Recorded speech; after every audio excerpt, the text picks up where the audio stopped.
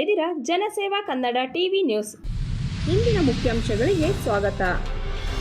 ಹಾಸನದ ಅಶ್ಲೀಲ video viral ಪ್ರಕರಣದ ತಂಡದ ಅಧಿಕಾರಿಗಳಿಂದ ಎಸ್ಐಟಿ ಮುಖ್ಯಸ್ಥ ಬಿಕೆ ಸಿಂಗ್ ಖಡಕ್ ವಾರ್ನಿಂಗ್ ನೀಡಿದ್ದಾರೆ.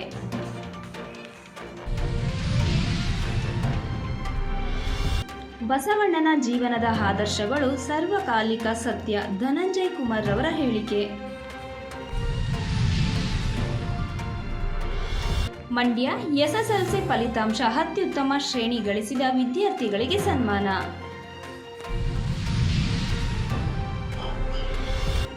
ಎಸ್ಎಸ್ಎಲ್ಸಿ ಫಲಿತಾಂಶ ರಾಜ್ಯ ಮಟ್ಟದಲ್ಲಿ ತೃತೀಯ ಸ್ಥಾನ ಪಡೆದ ನವೀನ್ಗೆ ಶಾಸಕರ ಅಭಿನಂದನೆ. ಕೊಡಗು ವಿದ್ಯಾರ್ಥಿನಿಯನ್ನು ಹತ್ಯೆ ಮಾಡಿದವನ ಮೃತದೇಹ ನೇಣು ಬಿಗಿದ ಸ್ಥಿತಿಯಲ್ಲಿ ಪತ್ತೆ.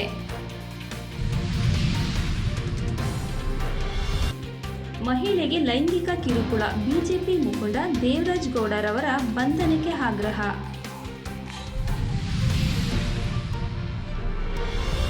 ಪ್ರಜ್ವಲ್ ರೇವಣ್ಣ ಲೈಂಗಿಕ ಹಗರಣ ವಿಶೇಷ ತನಿಖೆ ತಂಡದಿಂದ ನ್ಯಾಯ ಸಿಗಲಿದೆ. ಎಚ್ ವಿಶ್ವನಾಥ್ ರವರ ಹೇಳಿಕೆ.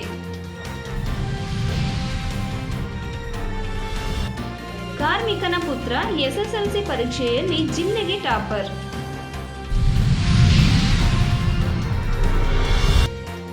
ಮಾದೇಶ್ವರ ಬೆಟ್ಟದ ನಿವೃತ್ತ ನೌಕರ ಪುಟ್ಟಪ್ಪನಿಗೆ ಪ್ರಾಧಿಕಾರದಿಂದ ಸನ್ಮಾನಿಸಿ ಬೀಳ್ಕೊಡುಗೆ.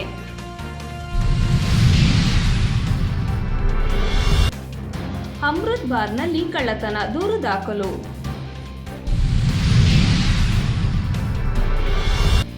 ಮಾಟ್ರಳ್ಳಿ ಮುಖ್ಯ ರಸ್ತೆ ದುರಸ್ತಿಗೆ ಗ್ರಾಮಸ್ಥರ ಆಗ್ರಹ.